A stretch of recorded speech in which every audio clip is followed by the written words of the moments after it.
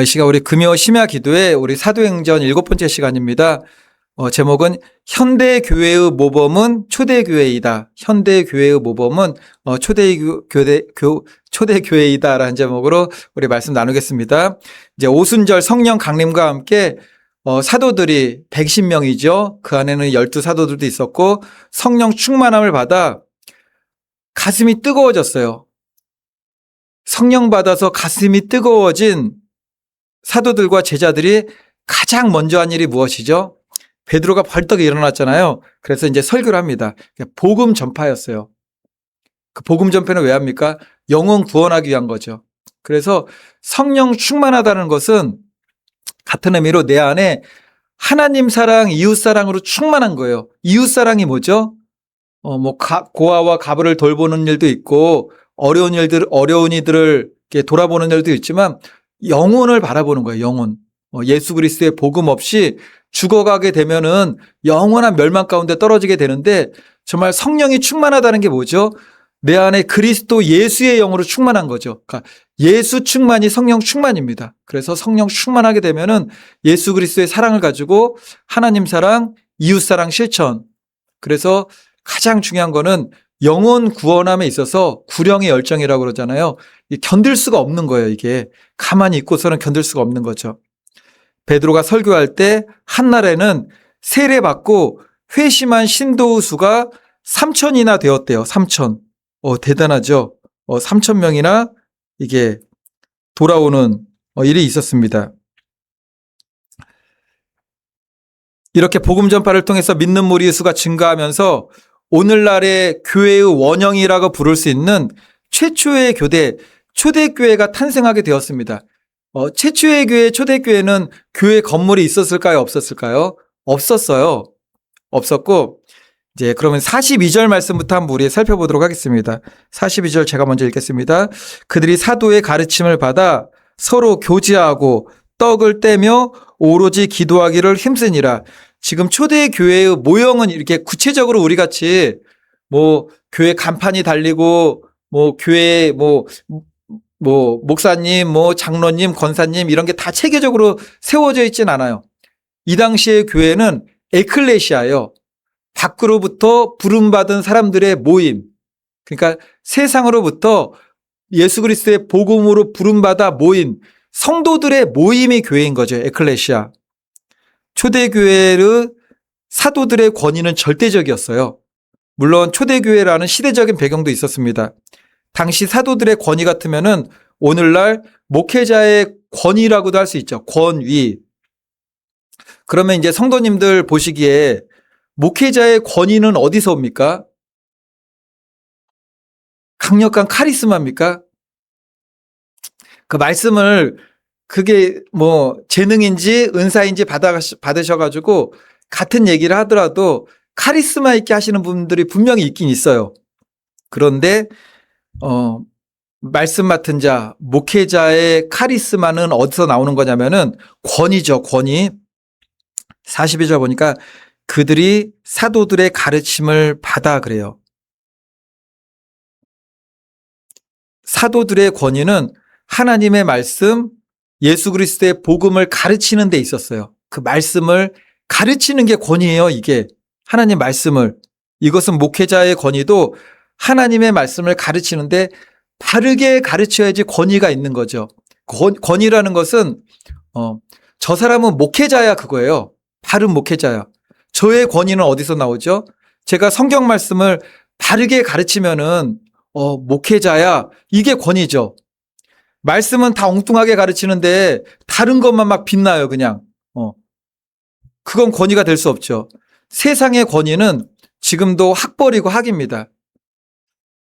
저도 이제 목회자 가운이 있죠. 있고 입을 때가 있겠지만 목사님들 가운 보니까는 성도님들 나중에 이제 TV 같은 데 보시면은 목사님들 가운 같은데 디자인도 다양하지만 여기 이렇게 줄 하나씩 세 개 가 있는 것들이 있어요. 이거 뭔지 아세요? 박사 1, 박사 2, 박사 3개. 가운 있는 거는 가운에다 박사를 해놨어요. 학위 받을 때는 그게 필요하겠지만 목회하는데 그 박사 티내는 뭐가 있으면 될까요? 신학 박사, 철학 박사, 목회학 박사 있으면 되나요? 권위예요, 이게 권위. 그래서 그게 있으면은 일단 가면은 중형교회로 청빙이 가요. 일단 가면은 중형교회로 바로 청빙이 갑니다. 뭐 지금은 좀 세상이 달라져가지고 그렇겠지만 세상의 권위는 학벌, 학위, 건물의 크기예요. 그리고 얼마나 큰 부동산을 소유했느냐, 사람이 몇 명이냐, 신도가 몇 명이냐 그거죠. 우리가 보통 말씀의 권위라고 말하는데 성경에서 말하는 거는 권위예요. 말씀의 권위입니다. 성경이 성경대로 해석되어지느냐, 성경대로 해석되어진 말씀이 삶에 합당하게 적용이 되느냐, 이게 말씀의 권위인 거죠. 이 시대의 목회자의 권위는 성도가 몇 명인가가 되었어요. 교회의 권위는 어느 지역에 몇 평의 건물로 건축되었느냐가 그 사람의 권위가 되었습니다. 믿는 무리의 수가 초대교회처럼 순수한 복음으로 부흥이 된다면 너무나 감사하겠죠. 그리고 이렇게 전도가 되어가지고 성도님들 숫자가 많아지면은 장소가 커져야 돼요. 그거는 분명해요. 커져야 되고 지금은 시대적인 것도 있으니까는 그래도 뭐 이게 잘 공동체가 운영될 수 있도록 편안한 그런 시설들이 있는 게 좋겠죠. 그렇지만 사람 수와 교회의 건축물이 목회자나 교회의 권위가 되는 것은 그거는 비성경적이다라는 거죠. 필요하지만 그게 우리가 권위가 될 수는 없다라는 겁니다. 초대교회는 사도들의 가르침이 있었습니다. 교회에서 가르치는 거 예수님도 두 가지를 하셨어요. 하나는 뭐냐면은 하나님 나라의 말씀을 전파하셨습니다. 이거는 청중들이 모였을 때 많은 무리들이 모였잖아요. 많은 무리들이 모였을 때 하나님 나라의 일을 전파하시고 제자들만 남았을 때는 그 뜻들을 풀이하면서 좀 깊은 말씀을 하셨죠. 그러니까 교회에서 전해지는 말씀은 크게 두 가지예요. 하나는 지금 제가 전하는 것처럼 설교를 하는 거죠. 하나님 나라를 전하는 것이고 그것과 같겠지만 성경 공부가 있어요. 말씀을 좀 구체적으로 체계적으로 뼈대를 세워 나가는 것이 있는 거죠. 설교를 통해서는 성도가 양육이 됩니다. 근데 성경 공부를 통해서는 제자가 양육이 돼요. 바라기는 우리 오직 예수교회 성도님들도 제자로 양육되는 말씀의 능력을 갖출 수 있기를 바라겠습니다. 그리고 초대교회는 오로지 기도에 힘썼대요. 42절 다시 볼까요? 그들이 사도들의 가르침을 받아 서로 교제하고 떡을 떼며 오로지 기도하기를 힘쓰니라. 기도가 무엇입니까? 우리 문제를 가지고 항상 기도하잖아요. 문제에 대한 답을 하나님께 구하는 게 기도지요. 나의 나됨을 내려놓고 하나님을 전부라고 인정하는 것이 기도입니다. 기도는 겸손한 사람이 하는 거죠. 내가 할 수 없으니까는. 기도 안 하시면 어떻게 되는지 아십니까? 하나님이 기도가 절로 나오게 하세요. 절로 나오게 그냥. 내가 자원에서 항상 하나님 바라보면서 기도하는 그 마음이 없으면은 기도할 수밖에 없는 자리로 이끄시게끔 하나님께서 내 삶을 그러니까 기도의 사람으로 만드시려고 역사하시는 그때는 너무너무 힘들어요. 하나님이 기도의 자리를 이렇게 앉히시면은 너무 힘들죠. 기도할 수밖에 없게 하면은 기도는 겸손한 사람이 하는 것이고 하나님을 소망하는 믿음이 있으면은 기도하는 겁니다. 이제 43절 말씀 다 같이 한번 읽겠습니다. 시작. 사람마다 두려워하는데 사도들로 말미암아 기사와 표적이 많이 나타나니. 아멘. 여기 사람들이 두려워했다라는 것은 대부분이 지금 유대교인들이잖아요. 유대인들. 그들이 지금 이때까지는 아직 그리스도인이란 말은 아직 없습니다. 유대교인인데 지금 이 당시에는 유대교의 한 분파가 일어난다라는 정도로만 봤던 거예요. 이때는. 여기서 두려워하다라는 것은 경외심이에요. 경외심. 이렇게 보면 돼요. 귀신 보면 두렵죠. 그냥 징그럽고 막 소름 끼치고 두렵잖아요. 근데 하나님도 두렵습니다. 근데 하나님에 대한 두려움은 경외함이잖아요. 경외함. 유대교인들이 어쨌든 이렇게 오순절날 성령을 받고 그리스도의 복음을 전하는 그들을 보면서 두려워했대요. 얼마 전까지 예수를 십자가에 못 박은 그들인데도 불구하고 두려운 마음이 생겼어요. 이건 사람에게서 오는 게 아니죠. 하나님께로부터 오는 두려움입니다. 두려움. 그 사람이 뭐가 대단해서 그런 게 아니에요. 그 사람이 바른 진리 가운데 있으면은 내가 위에 있고 내가 그를 압제할 수 있어도 두려운 마음이 드는 거죠. 그리고 두렵게 했던 이유 중에 하나는 사도들을 통해서 하나님께서 기사와 표적을 풍성하게 하셨습니다. 기사와 표적. 표적 중에 가장 큰 표적은 무엇일까요? 뭐 여러 가지가 있겠죠. 그 당시에는 병 고치는 것도 있었고 귀신 쫓아내는 것도 있었고 죽은 자를 살리는 놀라운 표적들이 있었습니다. 그리고 무엇보다 학벌 없는 갈릴리 어부들이 바리새인들까지도 그 당시 종교의 지도자들까지도 입이 딱 벌어져 가지고 다 인정할 수 있을 정도로 하나님 말씀에 지혜로웠고 담대히 복음을 선포했습니다. 그로 인해 3,000명이나 되는 사람들이 막 세례를 받고 하룻밤 사이에 개종하게 되니까는 이거보다 더 크고 놀라운 기적이 어디 있겠어요, 막. 한국 교회가 한참 부흥할 때는 그랬죠. 그래도 교회가 순수할 때는 사람들이 안 믿는 사람들도 교회에 대한 경외심이 있었어요. 그런 거 있잖아요. 야, 교회 다니는 사람들이 거짓말 하겠어? 교회 다니는 사람들이 사기 치겠어? 그래도 교회 다니는 사람들은 이게 깨끗하고 순수하고 진실할 거라는 그런 게 있던 시절들이 있었어요. 지금은 하도 매스컴이나 뭐나 이상하게 해가지고 교회가 이상한 게 되었지만, 그러면 저와 우리 성도님들도 누구나가 믿지 않는 불신자들 앞에서 그런 생각은 있을 거예요. 야, 하나님의 능력을 행하고 기적과 이적을 행하고 아픈 사람이 있으면 내가 기도해줘가지고 그 사람이 낫게 되면은 주변에 있는 사람들도 하나님을 믿게 될 것이다. 그런 게 나타내보고 싶은 사람들이 다 있습니다. 하나님은 언제든지 무엇이든지 행할 수 있는 전지전능한 하나님이세요. 그런데 성경을 보면은 하나님께서 시대에 따라서 다르게 역사하는 것을 분명히 보게 돼요. 지금 이 시대에도 그런 일은 있습니다. 그런데 일반적으로 주위에서 그런 일 많이 못 보시잖아요. 그런데 선교사님들 말씀 들어보면은 특별히 낙후되고 오지 그런 데서는 저런 같이 공부하는 그 필리핀 선교사님도 거기서도 막 일어난대요. 그냥 이렇게 기도하면은 병자 고치 눈앞에서, 그러니까는 본인이 기도해가지고 이게 성도가 누가 나면은 본인도 놀라는 거예요. 그냥 본인도 놀라고 가장 먼저 본인이 은혜 받는 거죠. 여기서 막 얘기 들을 때는 그런 게 있다는 것만 알고 주위에서는 아무것도 안 나타나는데 오지 가서 본인이 사역하다가 선교하다가 기도해서 그런 일이 일어나게 되면은 뭐 주위 사람이 놀라고 당사자가 놀라는 것보다도 기도해 줬는데 낫다 그러면 본인이 막 놀라고 은혜 받고 아, 하나님이 살아계시구나 느끼게 되는 거죠. 물론 하나님은 지금도 초대교회 행한 일을 행하실 수도 있지만 오늘날에는 초대교회에서 일어났던 그런 강력한 보편적인 역사는 많이 일어나지 않습니다. 그럼에도 불구하고 이제 제가 문제를 낼 테니까 한번 맞춰보세요. 하나님께서 살아계심에 대한 표적 중에 표적, 이적 중에 이적이라고 하면은 다른 무엇보다 무엇일까요? 이거예요. 나예요, 나다.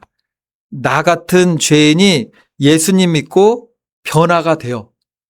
이게 기적 아니겠습니까? 다른 사람이 변화됐다고 그러면 변화될 수도 있지만 잘 모르겠잖아요. 이게 진짜로 변화된 건지 가짜로 변화된 건지. 근데 내가 변화되면은 하나님 앞에서 내가 가장 감사할 수 있는, 하나님, 내 자신이 변화되다니요. 이게 표적 중에 표적이고 이적 중에 이적이네요, 하나님. 그런 이적과 표적의 체험이 있는 저와 성도님들, 내 안에 거듭남이 있는 그런 은혜가 있기를 바라겠습니다. 이제 44절하고 45절, 제가 44절 읽고 우리 성도님들이 45절 읽겠습니다. 44절 읽습니다. 믿는 사람이 다 함께 있어 모든 물건을 서로 통용하고. 45절 시작.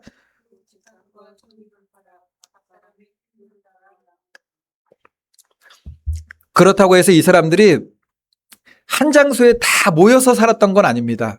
아직까지는. 성령의 역사로 영적으로 하나 된 거죠. 그리고 믿음으로 하나 되었을 때 여기서 중요한 게 뭐죠? 믿는 사람이 다 그래요. 일단 다 모였어요. 이렇게 120명 제자들도 있었을 것이고 베드로의 설교를 통해서 회심한 3,000명도 있었을 것이고 계속 전도가 되니까는 그 믿는 사람들이잖아요. 믿는 사람이 다 함께 있어. 함께 있다는 것은 공동체 생활했다라는 건 아닙니다. 여기서 모든 물건을 서로 통용하고 그래요. 또 재산과 소유를 팔아 각 사람의 필요를 따라 나눠주며 여기서 사도행전 2장 44절 45절 말씀은 오늘을 사는 우리도 이 모습대로 살아야 된다가 아닙니다. 이건 시대적인 하나님의 부르심이었고 이 당시 하나님의 명령이 아니었어요. 이게 성령 충만한 사람들이 이 시대적 상황 속에서 영적인 일치를 이루며 믿음의 하나됨 속에서 나오는 자원함에서 나왔던 생활 방식이었어요. 그리고 초대교회 시대에서도 이게 아주 길지는 않았습니다. 그리고 교회사가 있잖아요. 초대교회사부터 시작해가지고 오늘 현대에 이르기까지 2000년 역사 가운데 초대교회인 예루살렘에서만 한정적 한시적으로 일어났던 이런 초대교회의 성도들의 생활 모습이었어요. 그런데 마지막 때에는 이런 초대교회의 모습이 동일하게 일어날 수 있다라고도 봅니다. 그런데 이제 어떤 이들은 이 말씀을 가지고 사회주의하고 공산주의가 여기서 성경에서 나왔다라는 거예요. 이게 솔깃하지 않습니까? 45절 보니까는 또 재산과 소유를 팔아 각 사람의 필요를 따라 나눠주며 지금 북한에서 그런 거 하잖아요. 다 팔아가지고 사유재산 없잖아요. 다 받아 사유재산 있나요? 없잖아요. 이렇게 다 받아가지고 막 공동 분배하고 막 그러잖아요. 그래서 사회주의, 공산주의 시스템이 성경에서 나왔다라고 말하는 이들이 있어요. 이제 여기서 우리가 말씀을 그래서 잘 분별해야 되고 말씀의 의미를 알아야 돼요. 사도행전 2장 44절에서 45절에서 이러한 일이 일어나게 된 이유가 무엇이죠? 이게 기독교 정신이에요. 이 당시에서 지금 예수님께서 부활하시고 승천하셨잖아요. 승천하시면서 예수님께서 하신 말씀이 뭐죠? 너희가 본 그대로 다시 오리라 말씀하셨잖아요. 이 당시만 해도 재림신앙으로 아주 충만할 때예요. 그냥 지금 성도들은 내가 살아있는 이 세대에 우리 예수님께서 재림하실 줄로 알고 있는 거예요.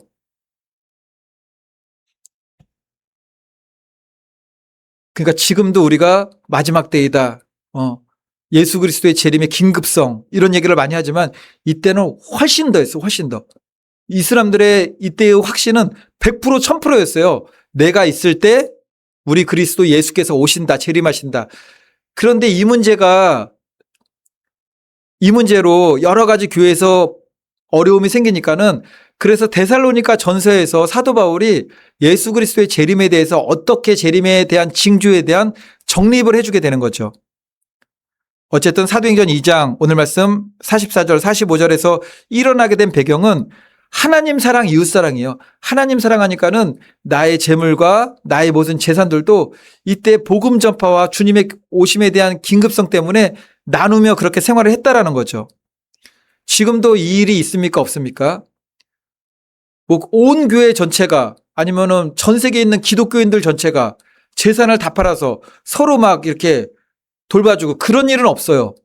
하지만 지금도 우리 그리스도인들 가운데는 개인별로 또한 우리도 교회별로 아니면은 뭐 교단별로 이러한 하나님 사랑, 이웃 사랑의 기독교 정신을 힘에 겨운 헌신으로 실천하고 있다라는 거죠. 지금 사회 나가면은 80% 이상이 기독교 관련 단체에서 교회나 관련 재단에서 다 헌신하는 것들이에요. 전부 다. 고아원, 뭐 한부모 가정, 기독교에서 다 이게 거의 80%예요.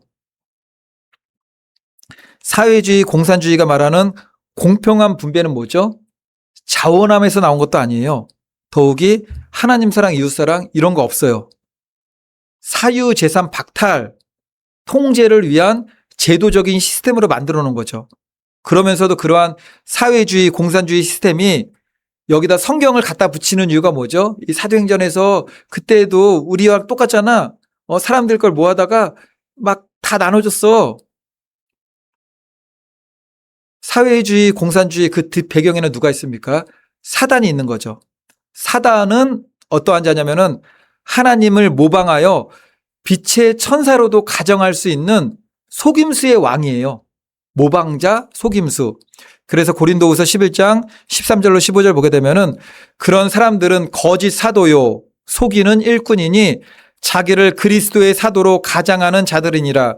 이것은 이상한 일이 아니니라. 사탄도 자기를 광명의 천사로 가장하나니 그러므로 사탄의 일꾼들도 자기를 의의 일꾼으로 가장하는 것이 또한 대단한 일이 아니니라. 그들의 마지막은 그 행위대로 되리라.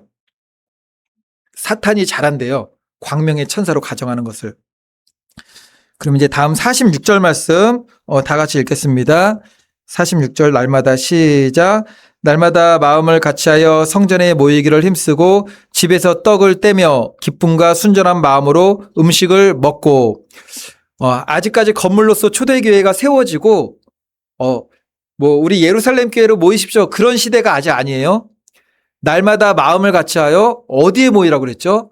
성전. 이 성전은 예루살렘 성전이에요.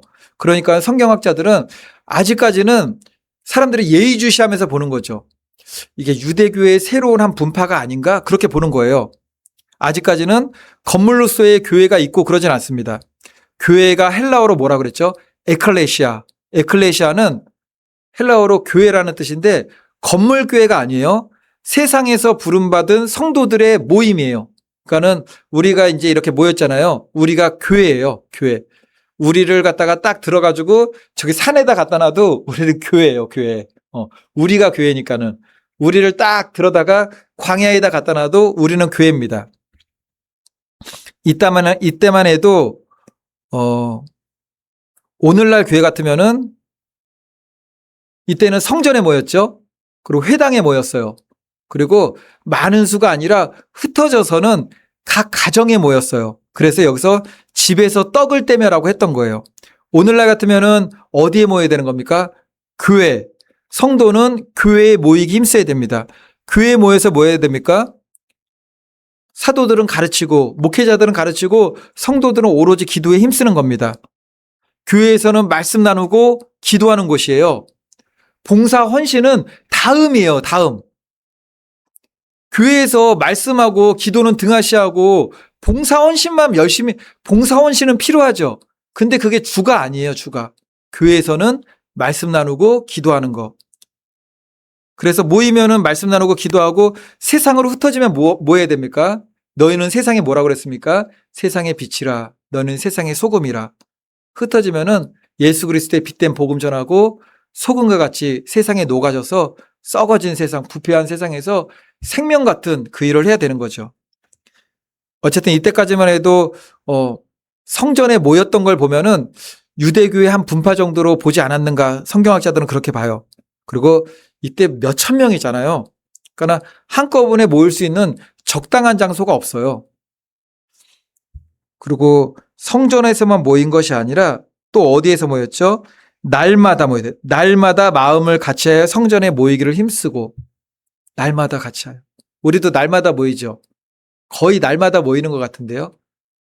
월요일만 없고 우리가 모임이 월요일만 없고 모임이 다 있잖아요. 매일 새벽 기도회도 있고 뭐 수요 예배도 있고 오늘 같은 날은 금요 심야 예배도 있고 토요일 날은 또 우리 성경 공부도 하고 주일 날에는 주일 예배도 있고 교회에 모이고 교회뿐만 아니라 또 어디 모였냐면은 성전에 모이기를 힘쓰고 집에서 떡을 떼며 그래요. 집에서 떡을 떼며. 성도 간의 교제는 각 집에서 소규모로 모였던 것 같습니다. 오늘날에도 그런 모임이 있잖아요. 구역이 있죠. 구역. 뭐 교회마다 그 이름을 목장이라고도 하고 뭐 셀이라고도 하고 그런데 구역이 있어요. 구역.